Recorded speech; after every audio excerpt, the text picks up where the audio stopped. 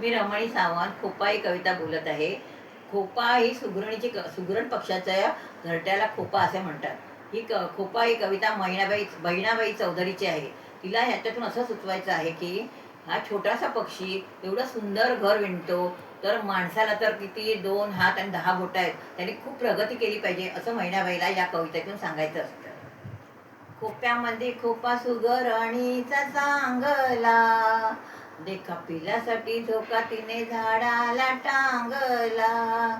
खोप्यामध्ये खोपा सुगरणीचा चांगला, देखा पिल्यासाठी झोका तिने झाडाला टांगला. पिलं झोपले खोप्यात जसा झुलता बंगला, तिचा पिलामध्ये जीव जीव झाडाला टांगला. खोप्यामध्ये खोपा सुगरणीचा चांगला, देखा पिल्यासाठी झोका तिने झाडाला टांगला.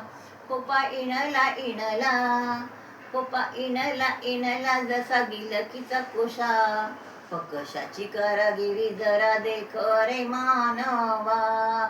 खोपा इणला इणला जसा गिलकीचा कोशा, पकशाची कारागिरी जरा देख रे मानवा. खोप्यामध्ये खोपा सुगरणीचा चांगला, देखा पिलासाठी झोका तिने झाडाला टांगला.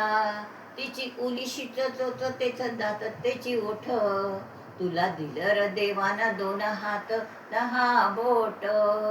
खोप्यामध्ये खोपा सुगरणीचा चांगला, देखा पिल्यासाठी झोका तिने झाडाला टांगला.